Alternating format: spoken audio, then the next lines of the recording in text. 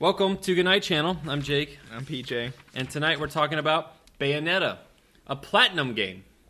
Published by Sega. In the year? Do you know? No, I don't. 2009. It's really 2009? 2009.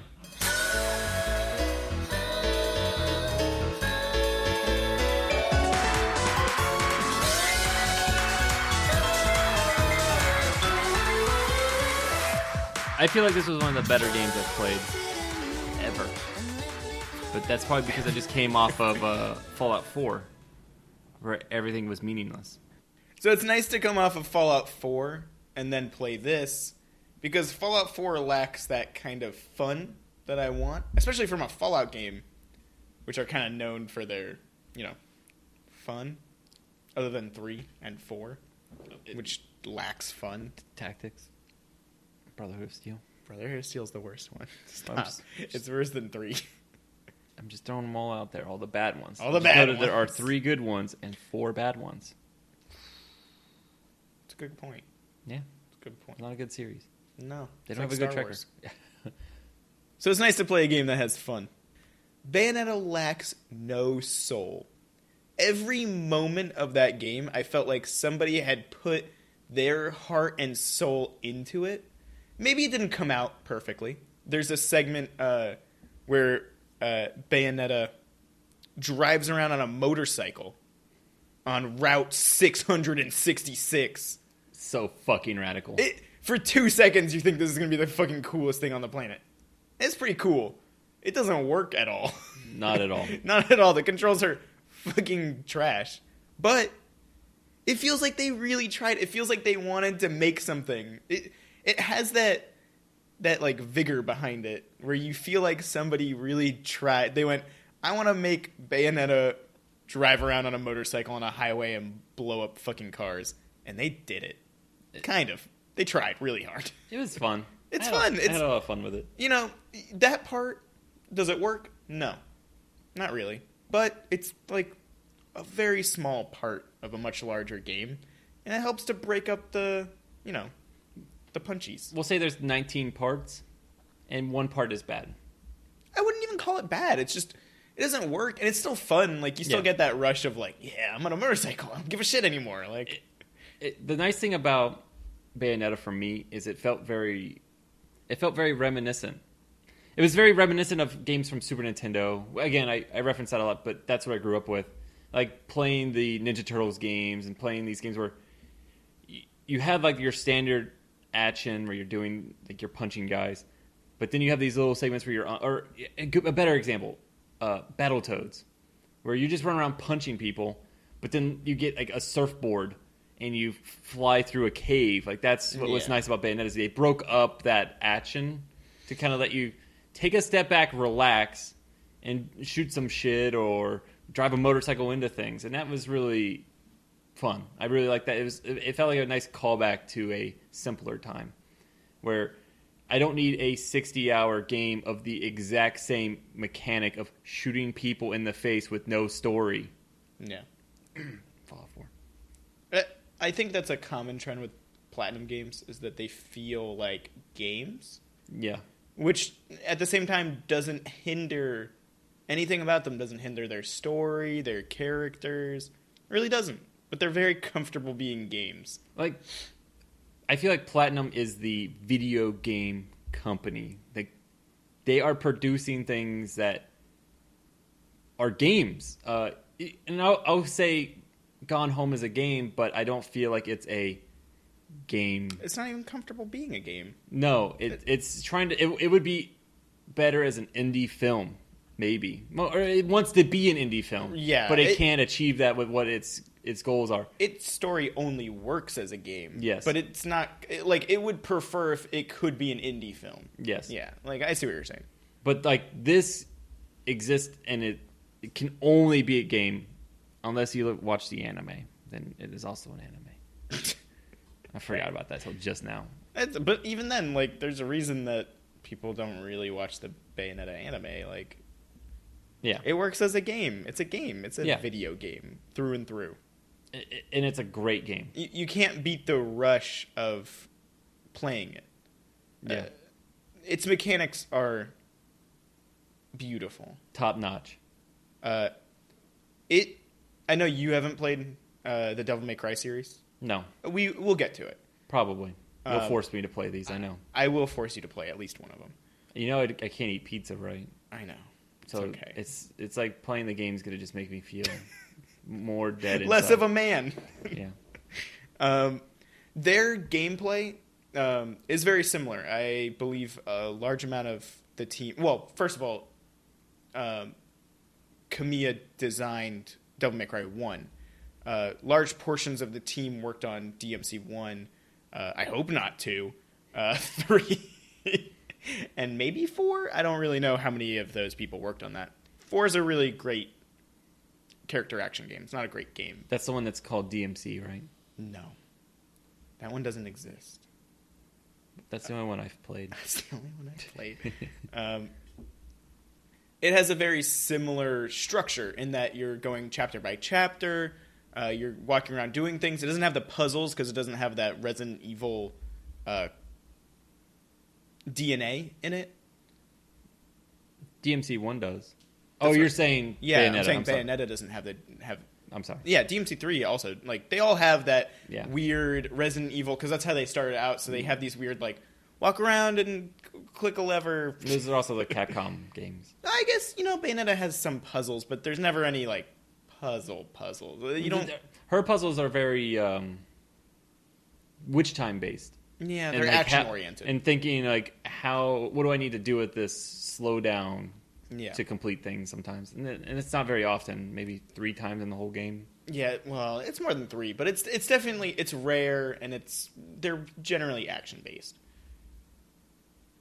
The difference between Bayo and DMC in their mechanics, because on the surface, they look very similar. They even use the same control scheme about.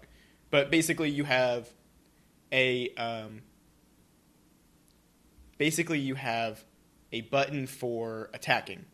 That button is time sensitive. So if you attack, pause, attack, it's a different move than attack. And then you have a button specifically for shooting to extend combos. So on the surface they're very similar. However, DMC feels kind of like a puzzle game in a way. Like its action mechanics are set up like a puzzle. You have this move, it does X, Y, and Z, and it sets up for these combos. If you approach an enemy with this string of moves, it'll be different than approaching this enemy. You kind of have to think about it like that. Things feel a lot more punchy in DMC, where it's like one move, you can literally watch the moves go into each other. So you'll go from Stinger to a different move that I can't name off the top of my head. But you'll watch the transition happen as Dante performs them, because that's what it's more about. Bayonetta is all about the flow. Every move flows into another move. You would be mistaken, like when you get very into the groove and you get those pure platinums as it ranks you, you'd be mistaken for thinking that it was all one move. Like, it flows so well into itself that it just looks like she's just going and going and going, and there's nothing that beats the rush of feeling like you're in control of it. I wonder if that's in part because she's a woman. They wanted to have that more flowy, more organic feel to it. That's not as like what I'm trying to say is like DMC is very manly-ish, macho. So things are very accentuated. So you see each and every action of what's going on. Like you want to see these punches landing. Like whereas Bayonetta is very organic, and you don't need to see it all. She knows what she's doing. She doesn't need it all telecasted to the world. It's not like Dragon Ball Z where they're going JoJo where he goes, I'm going to now punch you 100 times in the face, and I'm going to count them. No, it's not like that. She's just like, I don't care. I'm going to do what I need to do and move on. and she's very business oriented. Rather than looking cool as hell, she's very stylish. Yeah, well, she I guess the other part of that is that, especially in DMC3, he's very cocksure, Dante. And he's very sure of himself, but he's constantly proving that, he fucks things up constantly. He does weird little things that don't work, or like the jukebox doesn't work when he tries to look cool while he does it. Like these little things that show that he's not quite up to the point where he is this flowing mat. Whereas Bayo is super confident. Yeah. Because she knows that she's going to be able to do it. Because she's strong as hell. Like, in both mind and body, she's super strong. Whereas Dante is... Because by the time... I know, again, you haven't played any of the Devil May Cry, so this will be like Chrono Trigger for me. But by the time you get to 4, Papa Dante, when he's like an older guy, is kind of like Bayo. Like, he kind of acts like her in a way. He's got a little bit more machismo to him, but... Yeah. He acts like her a little bit. He's much more confident in the things that he does because he has this experience. Bayonetta knows exactly how powerful she is. I have a question. Yeah. For the DMC, is he old? Like, what's his age by the time you get to 4? In terms of reality. I mean, he for all intents and purposes, he's like he's in his like late 20s, early 30s by 4. Okay. How old would you think Bayonetta is? 520 years old. I mean, what would you, like, if you had met her on the street, what would you assume her age was? I would say 30s. Like same thing, like 20s, early 30s. Probably. Yeah, but she's got the glasses, so she feels older. But it's no. Yeah, the glasses don't make her seem older to me. She just feels very mature.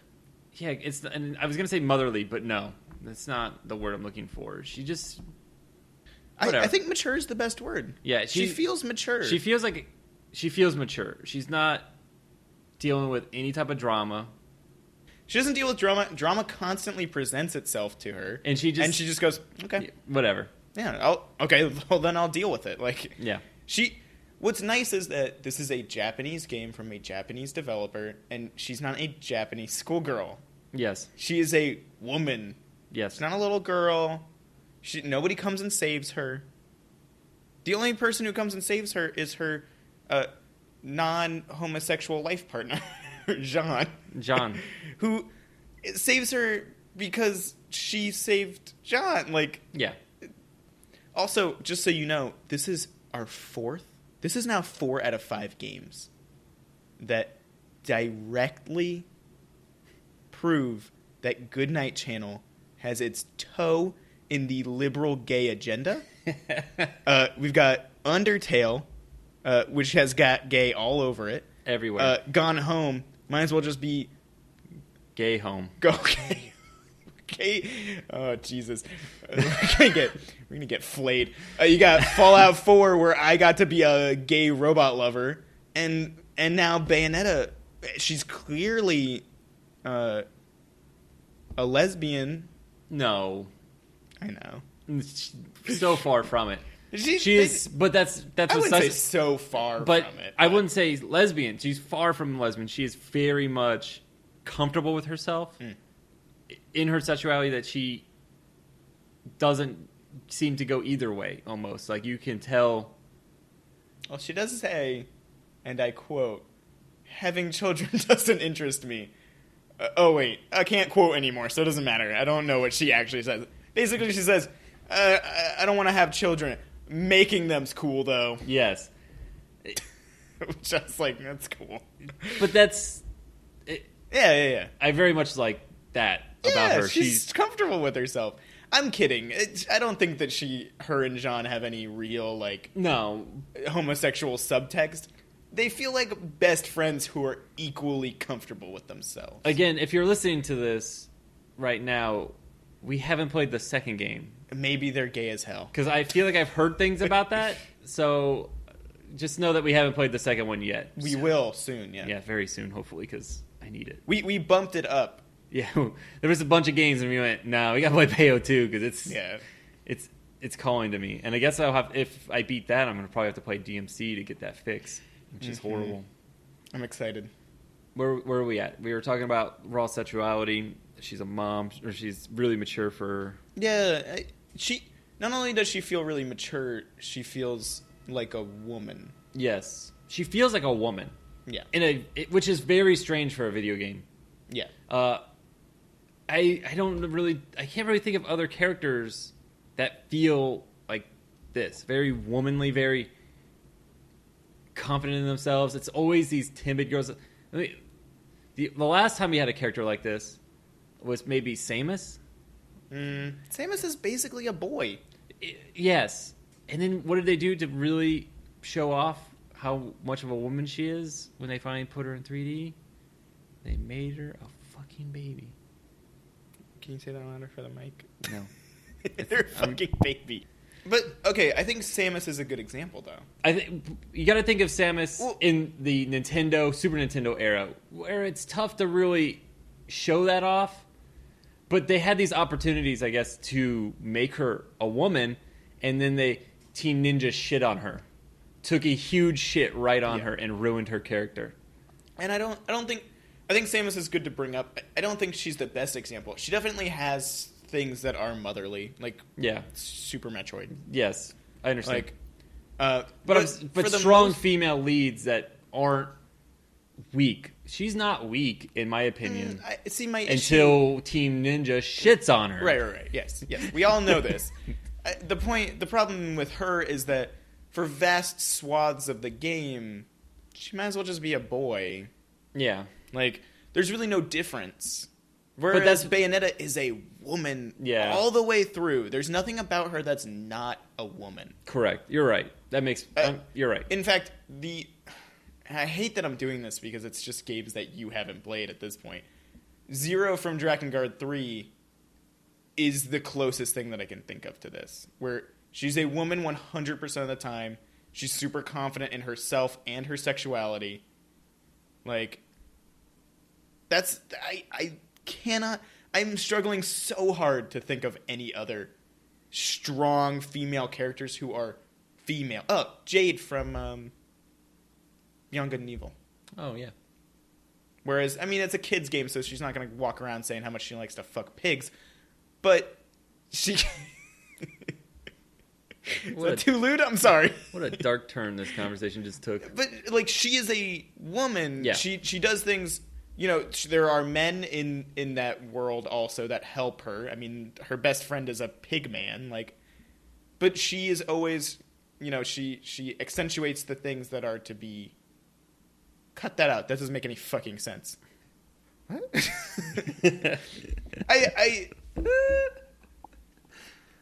So we've got two. Can you think of anyone else who is a strong female character who is a woman who is very much a woman and is like you could not replace them with a man and get the same thing? Because Tomb Raider could just be Nathan Drake. Yes, which is proven by Nathan Nathan Drake just being Tomb Raider. You know, I don't know. It's hard to think like of anybody right now.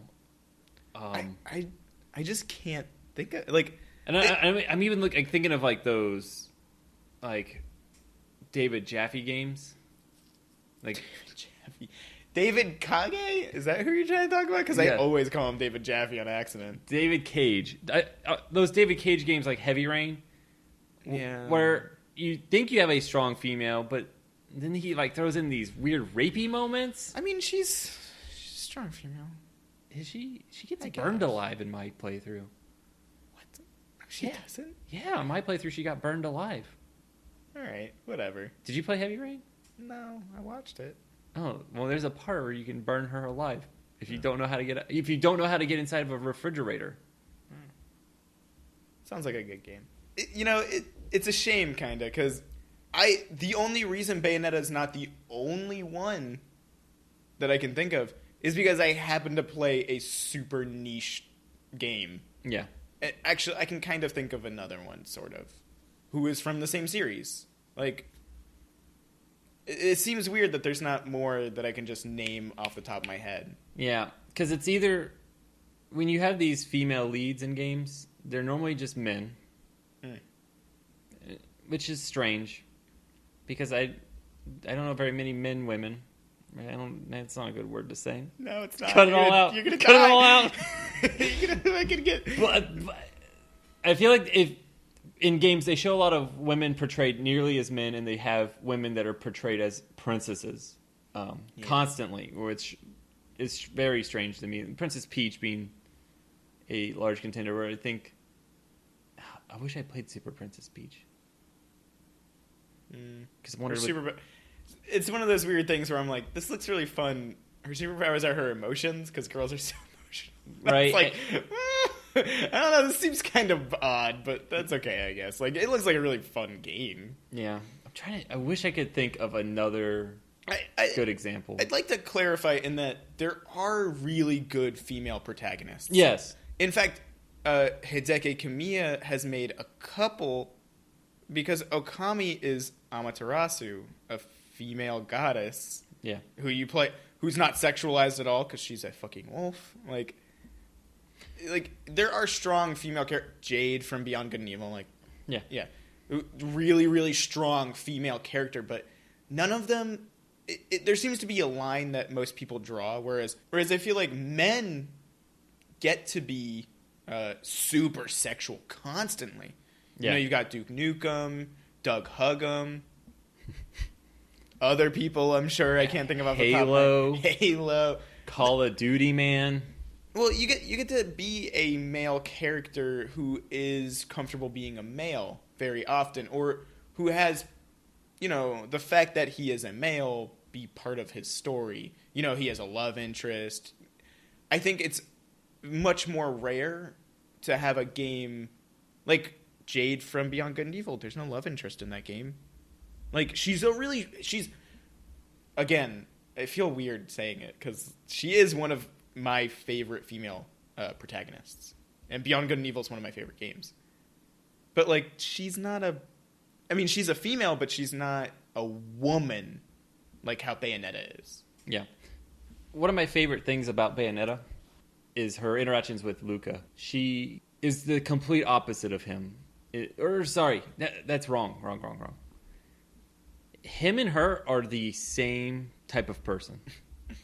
And you see this with his character when you're introduced to him, where he's very suave and confident with women. Throwing the rose at that girl, and you go, oh, okay. Like, he's very confident. He knows what he's doing. He knows how to win people over. But then he meets Bayonetta, who is a real woman, very confident, completely confident.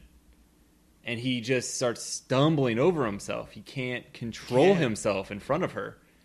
He's never encountered this, it feels. The way he talks in the game, it makes it sound like he's never had this problem. Like, he's very he just starts stumbling over himself and stuttering, and it's very interesting to see the dynamics between the two. Like, and I think a lot of people say, like, you'd mentioned this with, can you transpose a character with their male counterpart? What would they look like? And I feel like if you would replace Bayonetta with a male counterpart, it would be Luca. A more confident Luca. A Luca who isn't meeting Bayonetta. You know what I'm saying? Like, you would have the opposite, because then, again, you'd have them flip-flop, so they wouldn't be the same dynamics between them. But then again, maybe he would be a big old puss when he meets her. But like, it's odd because Luca is very much the platinum male. Yeah. If you look at all the platinum games, they all have Luca in them. You've got Sam from Metal Gear Rising, Jetstream Sam. You've got so hot, so incredibly attractive. Also, they all look exactly the same. Yes, they do. I love it. Every single one of them. You've got Sam from Vanquish, who looks exactly the same. You got Sam from Bayonetta. You got some Luca from Bayo. It's funny. They're all like Sam from Vanquish and Metal Gear Rising really, really confident, strong males. And it kind of feels like Luca is that same Platinum Sam. But Platinum Sam, who I'm just going to call all Platinum males from now on, Platinum Sam can't even handle Bayonetta. She's too much. She's too much. She's too confident. She's just too... She's so in control. Yeah. There's a bunch of great scenes with her and Luca where he, like... He almost... He tries to charm her, and it falls flat every time. And then she does her little moments. I'm trying to think of one as a good example. There's a really good one where the bridge is falling out, and he's kind of like hitting on her, and she's like whatever, and then the bridge falls out, and she picks Luca up, and Luca like touches her butt for a second, and he's like in heaven, and which is weird because it doesn't feel suave at all, like yeah, and then she just disappears, and he's just left there like I don't. Even more like dazed than he was already, teased and saddened. Even though he hates this woman at that point in the game, he's still super attracted to her. Yeah, and then he's constant. He's kind of falling for her more and more, which is cool because he falls for her. And there's a moment later on in the game, he takes out he does all this stuff and he says all these things because he did something good for once. I forget what he does. Oh, he saves the kid. Bayonetta gets a kid at some point. We'll talk about her. I mean, we're not in like a sequence here, but still. Yeah, because I do want to talk about her. Yeah. It'll be very important. But he saves the kid that they're kind of like babysitting, basically. And he kind of acts suave for a second. And he pulls out a lollipop, which Bayonetta loves. And for a second, there's like a split second, and I really thought it was going to go down this road, where Bayonetta walks up to it, and I thought she was just going to, accept it and be like, oh, maybe I am kind of falling for you as well. And I was like, oh, this feels kind of weird. Like, it doesn't feel like she would do that. Correct. And then she doesn't. She takes the lollipop and immediately starts shitting on him. Like, not like shitting on him, but like... Yeah. She sees that he's being confident, and she's just like, oh, well, I'll be even more confident then. Double confident. And just crushes him with just her... Because it's effortless for her. She knows how fucking good she is. She knows how attractive she is. Like, it's very cool to see a character who's so sure of themselves. And I don't even think I would call her narcissistic. She seems just very comfortable. Yeah. Like, that's the difference, I think, is you don't have a narcissistic character here. You have a very... comfortable person, like a real person in real life, not a contrived character. Like, I feel like I could meet this person, and it'd be a real person who has these things, these feelings, and different. Well, and she feels like if you met this character in real life, it's the kind of person who you would immediately meet and go, she's got everything figured out. Yeah, like. Even if something gets thrown her way that's a curveball, which happens all the time in this game, she's gonna figure it out. She's strong. She's a strong person. I fucking love this character. I really do. Like, yeah. Like, for one, I'm not like attracted to Bayonetta's character model. Yeah, her aesthetics, I'm fine with. I mean, I love them from like they look awesome. Yeah, but as a person, you're not attracted to her. Exactly. Like, it's not like, oh, she's such a hot anime babe. Like, she's just really cool. Like, I fucking love her character so much. Like, her power is to use her hair. Which is really odd. Which we haven't talked about yet, which is strange. But Her anyway. clothes are her hair. Her clothes are also her hair. Yeah, that's what I was getting to. And throughout the game... the more she uses her power, she uses her hair to do stuff. She loses her clothes because it's made of her hair. I don't know why. And she ends up naked, but never does it feel inappropriate. I never feel like I shouldn't be looking. And I think that comes from her confidence in herself. Like, she's proud of her body. she's not shamed by it in any way. She doesn't need to hide it. Like, this is her. Like, much like a man can go around topless, I feel like she is the kind of person that could go around topless and no one would bat an eye. No. Because she just is everyone would be like, oh my God, but she'd be like, whatever. And her confidence would just shine through it all. Yeah. There's a big difference for me. Fan service. Okay. Nothing... There's one part in the whole game which I feel like is fan service and I don't like.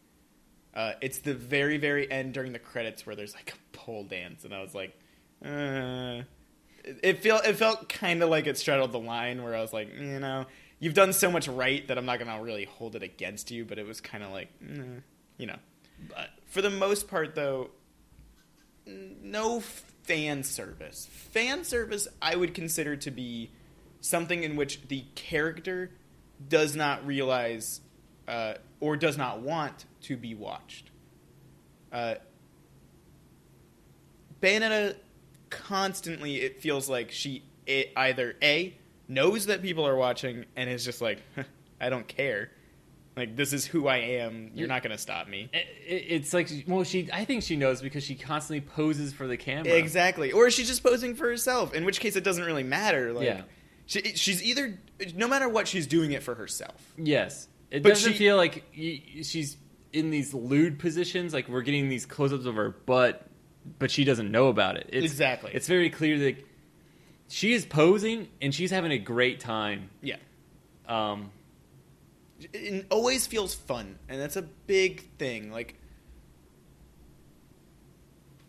I'm so burpy, I'm sorry. Masa man. I think a good example would be, like, Sailor Moon, or something like that. Sure. Where the characters never know they're being watched. Yeah. And they're clearly not doing it because they're being watched. And if they were, they would probably act very different. Like, where you have transformation scenes, and which I love. Like, the magical girl stuff's cool to me, but, like, it's very clearly fan service. Like, yeah, because you can see the clear outlines of their curves, and it's like, why? Well, it's very clear that it's, I am an audience member looking at something that the character themselves is not aware of. That is what I would consider fan service. I don't think fan service is always bad, but here it never feels like fan service. It never feels like it's something done specifically for me. Yeah. It feels like it's something that if Bayonetta were playing her own game, she'd look at herself and go, yeah, fuck yeah. Look at me. I look so fucking cool. Yeah. Like, that's what it feels like. I think that's probably the best way to say it. Like, if the character was playing their own game, would they be embarrassed by it? And she would not be. That's what it feels like. She would never be embarrassed by it.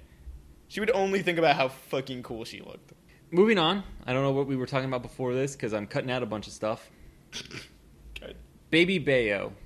I bring her up because she's one of the oddest characters in the game. You're introduced to her maybe halfway, before halfway? Chapter 6. Oh. Okay. Actually, you're introduced to her before that, but vaguely. You formally you meet her in Chapter 6. Very early on, you meet this character. It's this little girl. Her name's Cereza. She's very odd. She immediately calls Bayonetta Mommy. Which is super adorable. Yeah. And Bayonetta's just like, I'm not your mommy. I hate two things, crying children and cockroaches. Oh. To which I was like, yeah, you tell them, because I fucking hate cockroaches. And I hate children, so that really worked out. So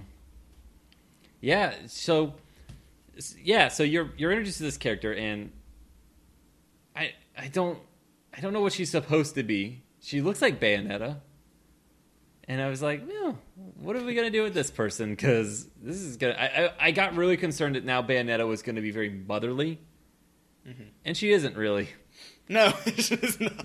She's just so uncaring towards this child. Not uncaring, just kind of not a mother. Yes, that's what I mean. But like she doesn't have the nurturing of a mother, which I found very interesting. It's different. She has her own nurturing, Yeah. I think, where she's kind of like, be strong, don't cry. Like, Yeah. that's how she sees nurturing. Yeah. She doesn't see it as like, oh, come here, let me make you not cry. She's just like, suck it up, deal with it. That's what I do. Like, it's different. It feels like she's trying to, kind of, but it's just not the same for her. Yeah, she doesn't know what to do, and I think it's very endearing. Yes. To her character. And she doesn't compromise herself for a child, whereas I feel like in another game they would go, oh, we gotta drop everything. She's gotta take care of this kid. Like, no. Yeah, I mean, she does not give a shit about this kid for the most part. Well, and then later on, she grows more attached and does things specifically for her. Yeah, but still, so does Luca. Yeah, but the other male, like, without ever compromising herself. Yeah. Even then, like, I feel like she has a moment of weakness. There is a moment of weakness she has where Luca gets launched out a window. Oh yeah, and she yells out his name. Well, because by that point. They're at least friends. Exactly, and that's what I was going to say is they still don't make it into a relationship. Like, it's still, you can tell that they're friends. Like, she cares about him, but no more than that. Yeah. And I really like that. Like, I don't know. Every interaction with all the characters is just so organic in this game. Which is weird. Yeah. With a game with a Joe Pesci and a giant demon black man. Oh, he's so cool. Walking around and fucking talking to each other like nothing's happening. Like, it feels weird that, and two giraffe people who dance around and shoot guns to fly me to the moon. Like, it's weird that everything feels more organic than a game that tries to be super realistic. Yeah. Like, half the games that try to be very realistic can't match the actual characterization that this game does. I wonder if the game came out in English in Japan, because I think it did. I think so as well. Because it's so good. Like, I feel like if this was translated by anyone else, it would have been horrible. Something about all these characters just work so well together. It's unbelievable. I don't know if I should still be talking about that Baby Bayo. Well, I have one. I didn't really... My favorite scene in the whole game is a Baby Bayo scene. What's your favorite scene with Baby Bayo? My favorite scene, because it's such a strong character moment, where just before the final boss, and you don't really know that it's going to be the final boss, but you beat the final boss, but there's a final boss after, like every action game. I mean, and there's another one after him, but we haven't gotten there. Oh, right. Okay, so whatever. You beat the first final boss. Yes. As you do in a video game. Everything is kind of okay in the world, sort of. And Bayonetta realizes that Cereza, the little baby Bayo, is Baby Bayo. Yeah. She's literally her backwards in time as a child. I'll never understand how it works, and it doesn't matter. It doesn't. I'm sure it's in the lore books, but don't care. Never gonna find out. I'll accept it because it's an interesting little concept. I'll accept it because it's not the core conceit. Like, the gameplay does not suffer. Yeah. So any little hiccups in the story or things that don't make sense are either A, made up for in style, B, in gameplay, C, in character development, and usually all at once. So it's like, it's very easy to forgive little tiny plot things like that. So you just go through a portal with the baby version of yourself. You lay her in bed, and Bayonetta has a moment where she looks at the kid version of herself and tells her, "You're a strong little girl. You can do anything. Nothing can stop you." And I was just like, oh my god, like, it gives you these like feelings of just like, it gives you confidence just playing it. You're just like, shit, I feel like I can do anything. Like, it feels so cool to like watch this person go back in time and tell themselves in their super badass, super powerful, just beat like an almost god to death, like, you can do anything, just don't worry about it. Yeah. Like, what a cool moment. I fucking love it. It would have been an appropriate ending. Yeah, and I think the ending already is appropriate, but Yeah. it could have ended there and I would have been satisfied. Yeah. And then it ends again. And I'm Even still more. Yeah, and I'm even more satisfied. You're just like, oh, okay. And then it ends again. And you're even more satisfied. It's got a great ending. It's like Yeah. It's not like the Lord of the Rings endings where you're like, please end already. Like the Lord of the Rings. For the movies, like they just kept ending. And Yeah, they did those yeah. long fades, and you're like, Oh, there it is. I got all this. So you don't need to keep showing me things. You're just showing me the same things. Whereas this was like, like I thought the story was complete. You know, at the end of Cerveza's at the end of Cerveza's little scene there where she is put inside a clock tower thing. I don't fucking know. Yeah, I don't know either. Don't ask me about the story. I don't know. Is So- the answer. So then you fight the final boss, and there's more story. And I was like, oh, check this out. Yeah. And then there's Final boss is awesome. It has one little bullshit moment. That's okay. then just before the credits is a cutscene that is the opening cutscene in reverse, sort of like it's flip flopped a little bit. What do you mean? They're burying Bayonetta. Oh, yeah. Sorry. Yes. So the last cutscene is like a reverse of the opening cutscene, which is really cool because it's closing up the whole story. I did that to remove. I know. I gotcha. It's okay. I just didn't know what you were talking about. And it really bookends the game, and you go, oh, cool. Like, I got a whole complete experience out of this. Like, Yes. I don't know what I'm talking about. No, it's a complete experience. Like there's no filler really in it. You feel like you've seen the beginning and conclusion of a story and character arc, and like even Bayonetta grows a little bit. Even though she starts off strong, she just gets stronger. Like, Yeah. you feel like she can't go anywhere from here, which seems like a boring character arc, but she does. She learns a bit about herself. She gets even more confidence, it seems. Like, she's more confident with having friends and stuff by the end. I think that's the character arc there. Yes. Is that in the beginning, she shits on Joe Pesci. She doesn't care about Luca. And by the end, she realizes she's got a great friend in John.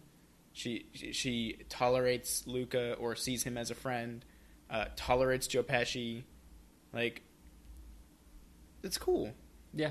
It's satisfying. It's weird to play a game that's satisfying, right? Yeah, especially after the last one, which ends with a similar bookend to going back to the beginning, but with someone who isn't your character that you play with the whole time. In a beginning that might not even be your beginning. Pointless. Because it didn't care about you. Whereas Bayonetta cares enough about you, the player, to make you feel something good. Like, it doesn't just want you to feel good. It wants you to feel good while you feel good. Like, it's all about the gameplay in Bayo. Like, it's hard to explain. It's tough, this game, talking about how good it is. Yeah. So we're sorry if this is just us ranting about how good it is and not really explaining why it's good, but well, I mean, I can talk a little bit about, like, on the gameplay side, beyond just how well it flows, you get as much out of it as you want to put into it. That is true. Like, how not to make you seem like a big loser face. No. What difficulty did you play on? So I played it on easy, which I started out on normal, and I was like, this is fun, and then it gets really hard really quickly if you're just not good with combos like I am. Like, I've never been good at fighting games, so combos just weren't a thing I was ever really good at.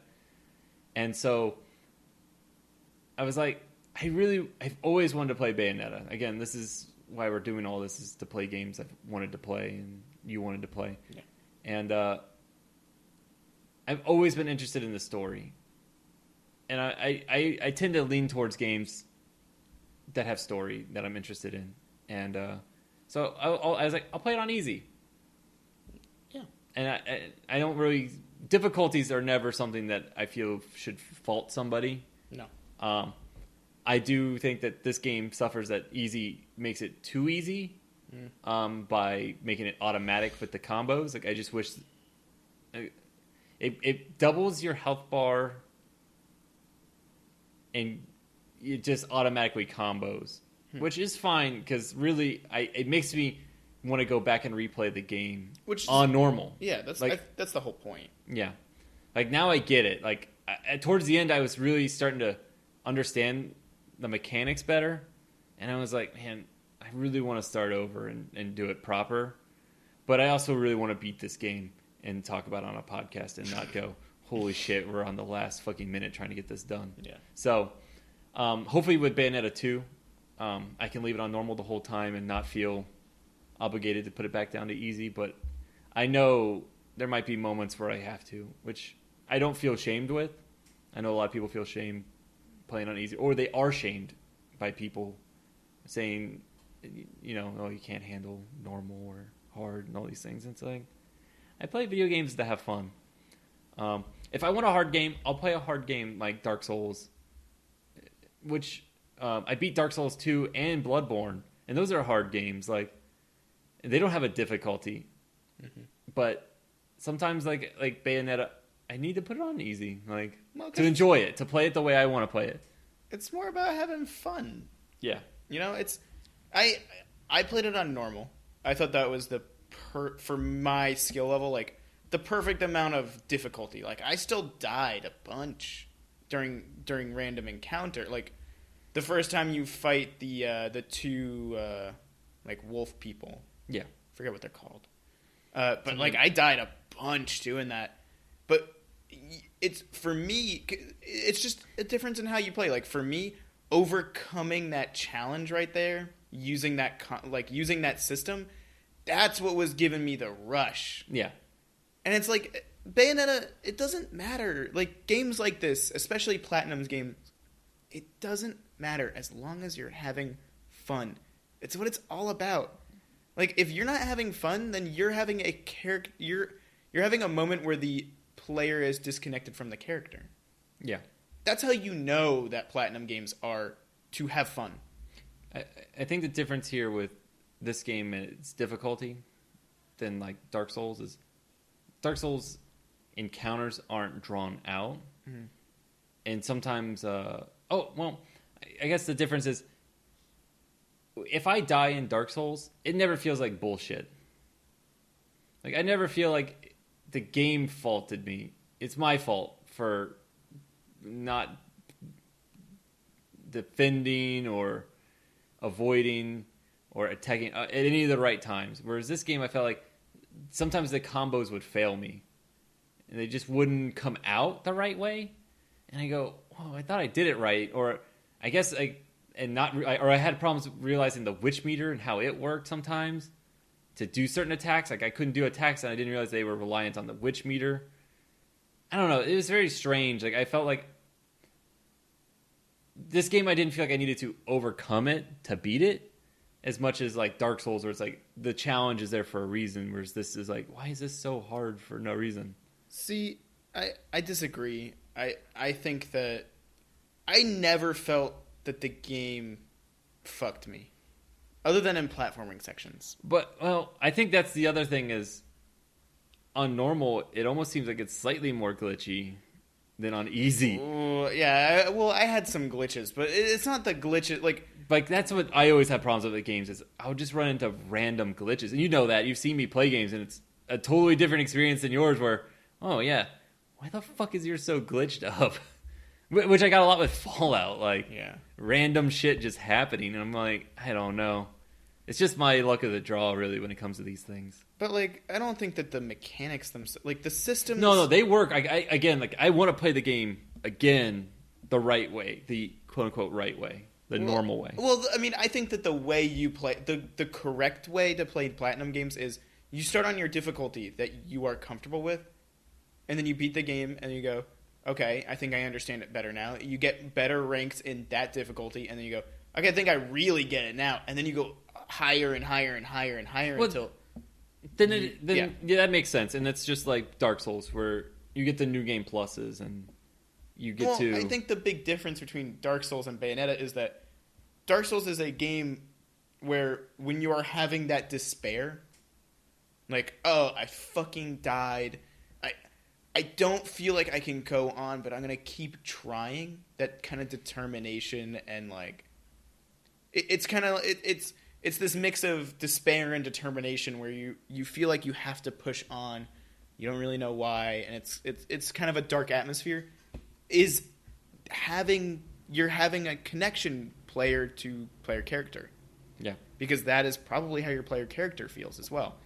Bayonetta, if you are dying and not having fun and having a determination, despair kind of thing going on, like it's a mixture between those two emotions. There's a disconnect. Exactly. There's a disconnect. That is not how Bayonetta is. Yeah. So if you're experiencing that, just drop the difficulty. Have fun like Bayo has fun. Like, yeah, and that's what I did. Feel confident. Like, that's the whole point of the game. It immediately changed the game around from being frustrating to, I think part of the problem I had with this was being on a time crunch.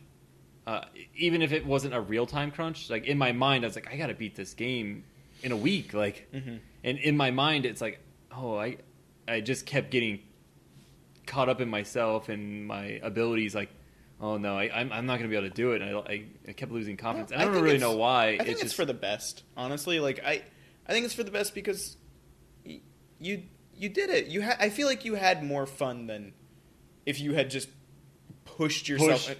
Again, I play a lot of them, and I still can only do it on normal. Like, I'm not good at them, but like at the same time, I understand like Bayonetta.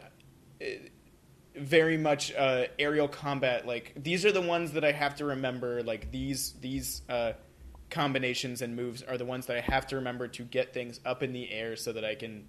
Yeah.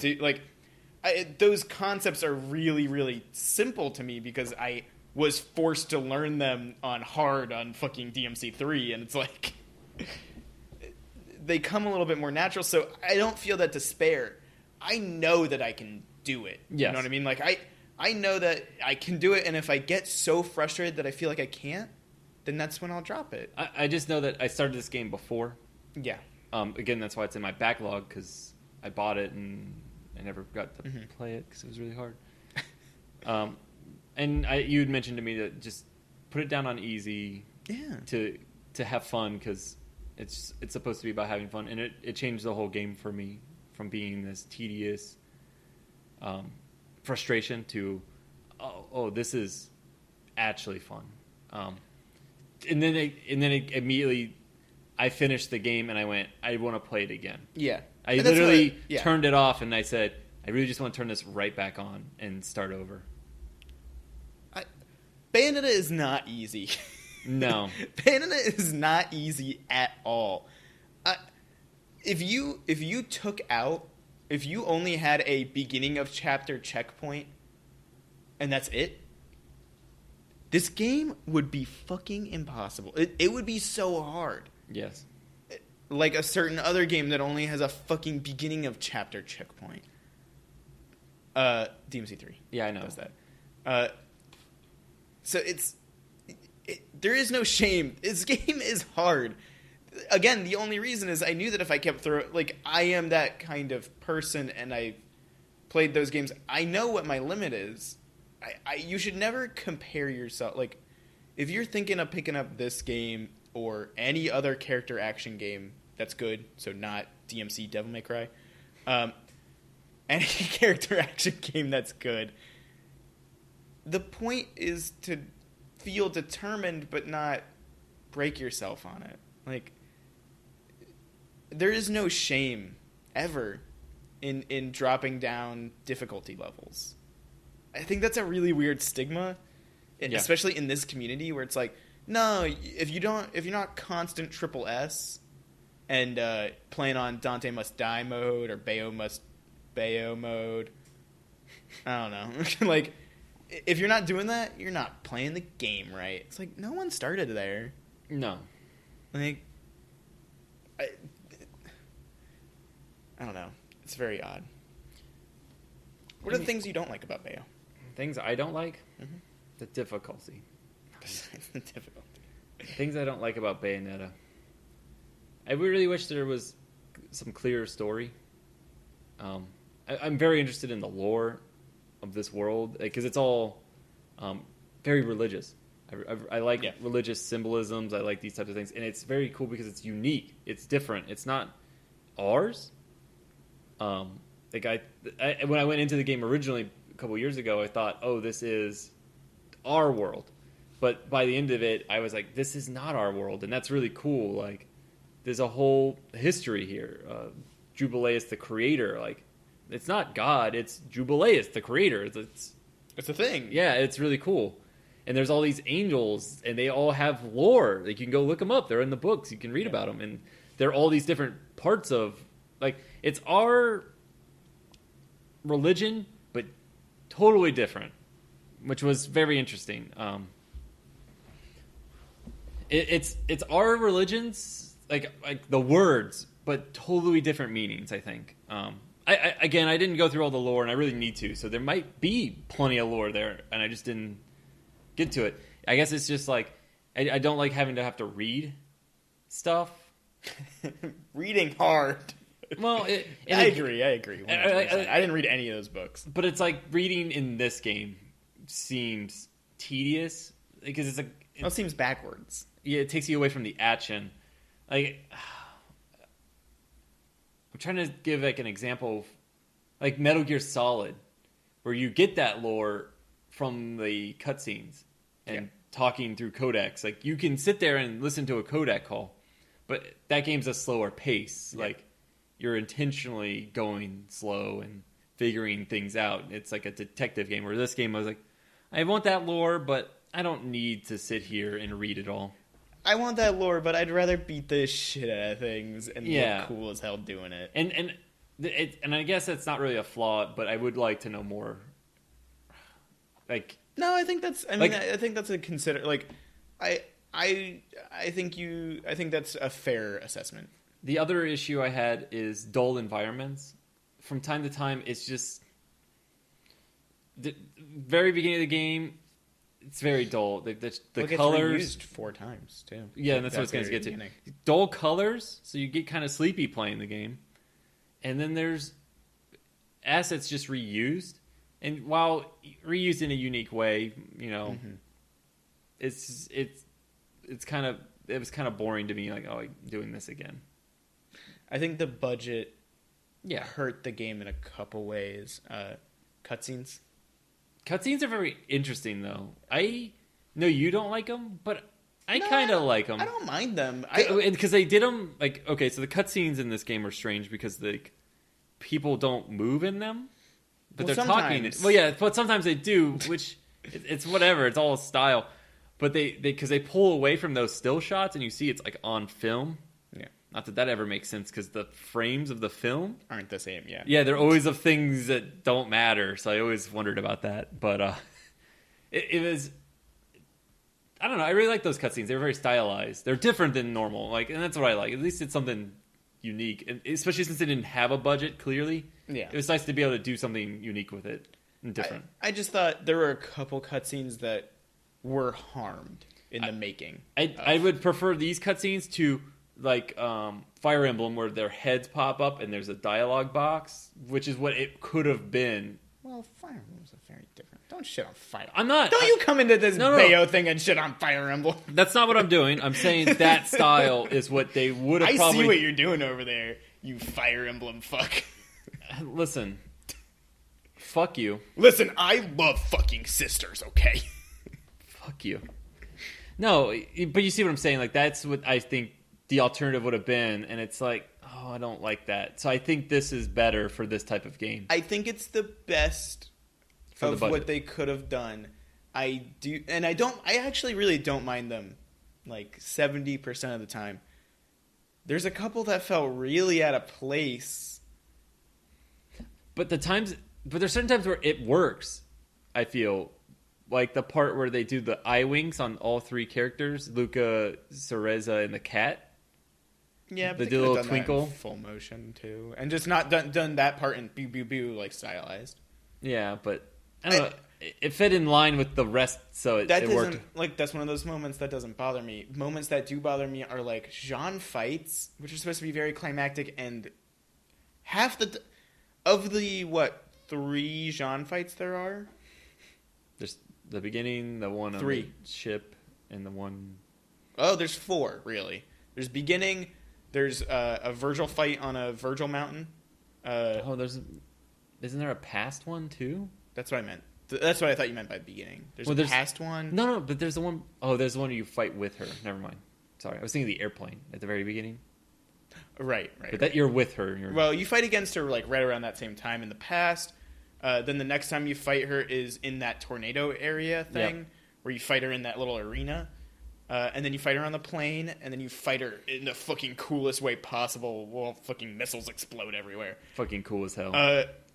But, like, there's a couple moments on the plane one, because the arena one earlier is in mostly full motion, and it looks fucking radical as hell. And then the plane one, they just start doing it in that one again, and it's like... That's when the budget ran out. Well, yeah, I mean, that's very clear. I think every once in a while it hurts it.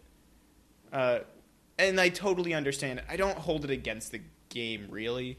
I'm just trying to be fair here and fault the game where I do see cracks. Yeah. Whereas that clearly, if they had the budget, the very first thing they would have done. Like, if someone walked up to them and said, all right, here's some budget to make CGs. To make some CG scenes. They would have gone to those scenes first. Every single one of those Jean fight scenes and made them cool. Yeah. So, I mean, there's that. I super agree with those dull colors. For such a bright, vibrant game in character, every once in a while it just has these really dull, washed out areas. Oh, everything just feels very dreamlike. Well, yeah. So there's even moments where you go into another dimension, and I can't tell like what's rooted in reality sometimes because everything's just so dull. I don't know. There's some weird designs, like the motorcycle area. Like everything outside of that highway makes no sense. Yeah, I don't know. But like that whole area should have been like much. I don't know. Like I feel like almost every area, with the exception of the dream areas or like the heaven area, stuff like that, should be as bright and colorful as Bayonetta is in character. Like, they should kind of match her character a little bit, which is why I'm really excited for Bayo 2 and why I think we kind of vetoed to push it up in our roster, is because it looks like, at the very least, if nothing else, it looks like the design of the areas has matched the tone of the story and tone of the characters, where they are now bright and vibrant and, like, in your face, kind of. I mean, I'm excited to see that and see if it works. Yeah. Better than dull, boring. Boring does here. Yeah. I'm sure it will. Again, but then I wonder if maybe that'll hinder the action, like being able to distinguish things that are happening, because, like, in this you have, like, your attacks and like your lock-on that are very colorful against the dull, so you kind of recognize what you're attached to, and you get to see the dodge attempt, like when the enemies are about to hit you, you can really pick that out. I wonder how noticeable those things will be in 2. Well, I will venture to bet that will be up to the level artists to see if they need to. Again, we haven't played it yet, so it'd be really awesome if this is something that we notice right away, that as long as the character designs kind of not clash, but stand out against the backdrops, even if the backdrops are vibrant and nice looking and appealing looking, they can still, pop out against it if there's a strong enough collaboration there. So the question then is if that happened by chance or not. We'll have to take a look at that. Yeah. We'll have to remember we talked about this. Yeah, we're very excited to play Bayo 2. Very excited. I highly recommend Bayonetta to anybody. Yeah. If you're not good at action games, throw that shit down to There's a setting below easy automatic where you just touch shit and it dies. Yeah, very easy. Yeah. I don't care what your excuse is. You go play Bayonetta. Yeah. Except if it's on PS3, then don't. Don't. Yeah, because that's the one I started with, I think. And that's probably part of the reason I stopped playing. Yeah. It was so bad. I know someone else who actually likes action games, who loved Metal Gear Rising, and I was like, have you played Bayonetta? And they're like, no. And I was like, why? And they're like, why? I mean, I tried it, and it just felt like garbage. And I was like, oh, what system? And they're like, PS3. I was like, oh, okay. Well, get it on a real system like 360. Fucking loser. All right, well, anything else we need to talk about? Nah. I think we pretty much covered it. You would recommend the game? Oh, yeah. It's perfect in my eyes. And it's one of those few games that I want to play again. Yeah. Like Fallout 4, I don't want to touch ever again. But this game, I could play multiple times, especially if it means I get to unlock that secret boss and hate my life. Oh, yeah. You know, like there's cool things about it. Like I know I'm not done. Like I like completing games sometimes. It's very few and far between that I want to complete a game like and get everything. And this is one of those games that I could see myself trying to get all the weapons, trying to get all the books and lore and completing it. Like it just feels fun. It's not like it doesn't feel like a chore. No. Which is what Fallout feels like. Go ahead. I really enjoy the fact that the weapons aren't just given to you. Yeah. I think that's pretty cool. They're kind of imbalanced in that the fucking sword is broken. Super good. It's just really, there's very few reasons to use anything but the sword and fists and maybe claws. I use the claws a lot. I that's a thing I didn't know about the game was it had different weapons. I had always assumed you didn't change weapons or it was always going to be guns and that's it. So to get a katana and a whip, yeah, ice skates. Oh yeah, the ice skates are really cool. I forgot about them. And a rocket launcher. The ice skates, which I had to go find, and the rocket launcher too. Like that's so cool. Like the first item I got was the shotguns. So I was like, oh, you're just gonna get boring. guns in this game. Yeah. But then like getting the other stuff, I was like, oh, that's really cool. Yeah. And really made it more fun because then you can change out all your systems and do different things. It was really cool. I cannot stress enough how absolutely fucking insane the amount of just systems upon systems are in this game. Attacking and then attacking and holding the button are two completely different moves, really. Like you can string together so many things in such insane ways and switch weapons between combos, and you can put certain things on your feet and your hands. Like it becomes so fucking crazy, it boggles my mind that any of it functions the way that it does. To conclude, this game's fucking good. Great game. Character's fucking good. Music's great. Music is fucking good. You'll hear about it. You've already heard it by this point because I played it at the beginning, and you're going to hear it in a couple seconds. Yeah. Unless we don't end this right now, in which case I'll sound like an asshole.